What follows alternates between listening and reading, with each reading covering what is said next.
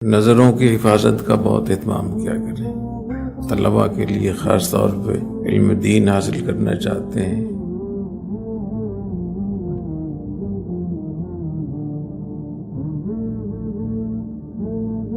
سے بہت بچیں۔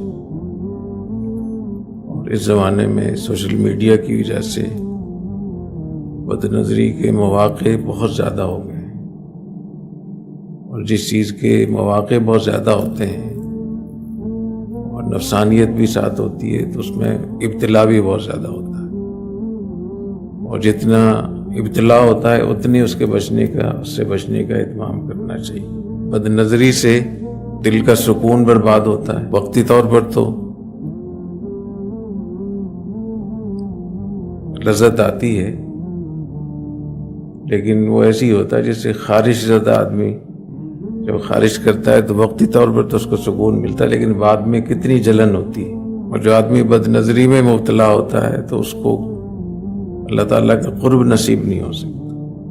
اللہ تعالیٰ کی محبت اور قرب بد نظری والے کو نصیب نہیں ہو سکتا۔ بد نظری سے یادداشت بہت زیادہ متاثر ہوتی ہے، بہت یادداشت کمزور ہوتی ہے، تو اپنی نظروں کی حفاظت کیا کریں۔ دل بھی سخت ہوتا ہے، قساوت قلبیہ، یہ بھی بڑی شکایت ہے کہ دل سخت ہیں لوگ، اور قساوت یہ بہت ہی، اس سے تو پناہ مانگی گئی۔ اللہم انی اعوذ بک من القسوۃ والغفلہ۔ میں ایک دفعہ قندھار سے چمن کی طرف آ رہا تھا، بہت پہلے کی بات ہے، 25 سال پہلے کی بات۔ تو جس گاڑی میں ہم بیٹھے ہوئے تھے، پیچھے کی نشست پہ ایک طالب علم تھا، وہ بالکل دائیں بائیں نہیں دیکھ رہا تھا۔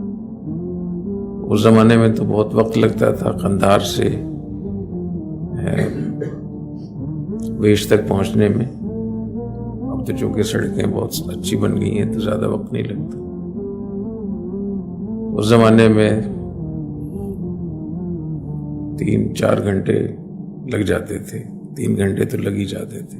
تو راستے میں ہم بہت خیریت معلوم کرتے ایک دوسرے سے، میں نے دیکھا کہ وہ طالب علم بالکل نہیں دیکھ رہا تھا دائیں بائیں، اور نوجوان طالب علم تھا، بہت خوبصورت بھی تھا ماشاءاللہ، اور داڑھی تھی اس کی۔ میں نے سمجھا یہ نابینا ہے۔ اور جب ہم اترنے لگے تو میں نے ان کے ساتھیوں سے پوچھا، میں نے کہا یہ طالب علم نابینا ہے؟ تو انہوں نے کہا کہ نہیں، نابینا نہیں ہے۔ اس سے بھی میں نے سلام کیا، تو میں نے پوچھا کہ میں نے کہا کہ یہ قندھار سے میں دیکھ رہا ہوں بالکل دائیں بائیں بالکل نہیں دیکھ۔ تو انہوں نے کہا کہ اس نے عہد کیا ہوا ہے کہ میں کبھی بد نظری نہیں کروں گا۔ تو کہتے ہیں جب سے بالغ ہوا ابھی تک ایک مرتبہ بد نظری نہیں کی اس نے۔ ایسے بھی طالب علم ہوتے ہیں کہ جب سے بالغ ہوا ہے اب تک ایک مرتبہ بھی اس نے بد نظری نہیں کی۔ اور بد نظری سے بچیں تو آپ کو سکون ایسا محسوس ہوگا، ایک حلاوت محسوس ہوگی، حلاوت قلبیہ۔ صحت بھی متاثر ہوتی ہے، یادداشت بھی متاثر ہوتی ہے، صحت بھی متاثر ہوتی ہے، دل کا سکون بھی برباد ہوتا ہے، پریشانی بھی ہوتی ہے، اور دل بھی سخت ہوتا ہے۔ اور بعض گناہوں میں، جیسے بعض نیکیوں میں خصوصیت ہے کہ ایک نیکی بہت ساری نیکیوں کا ذریعہ بنتی ہے، تو بعض گناہوں میں بھی ایک خصوصیت ہے کہ ایک گناہ بہت سارے گناہوں کا،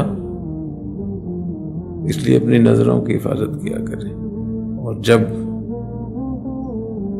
نہ موبائل کھولا کریں بوقت ضرورت، تو کھولنے سے پہلے اللہ تعالیٰ سے عہد کر لیا کریں کہ اللہ آج میں بد نظری نہیں کروں گا، آپ مجھے اس سے حفاظت کی توفیق عطا فرمائیں۔ یہ تو کوئی مشکل نہیں، پھر اگر ہو جائے پھر توبہ کر لیں، استغفار کر لیں، کوئی اپنے اوپر کوئی سزا مرتب کر لیں۔ اگر ایسا ہو گیا تو میں اتنی مرتبہ استغفار، مثال کے طور پر جس سے آدمی کو، یا میں ناشتہ نہیں کروں گا، کچھ نہ کچھ سزا دینی چاہیے نا۔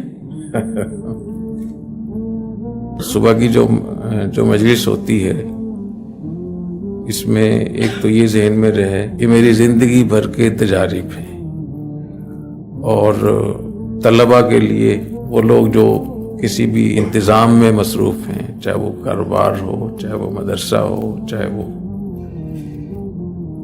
کوئی بھی ایسا کام ہو جس کا تعلق انتظام و انصرام سے ہو، تدبیر سے ہو، اس کے لیے یہ مجالس بہت مفید ہوں گی انشاءاللہ۔ تو ان مجالس میں شرکت کا اہتمام کیا کریں۔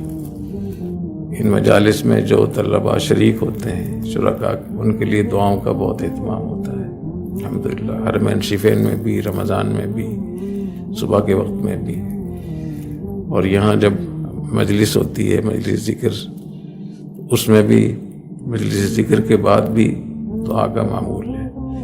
تو آپ ہی کے لیے دعا کرتا ہوں، اور کوئی دعائیں بہت کم ہوتی ہیں، تو اللہ تعالیٰ قبول فرمائے اور اس کو صدقہ جاریہ بنائے۔ سبحانک اللہم بحمدک، اشہد ان لا الہ الا انت، استغفرک و اتوب الیک۔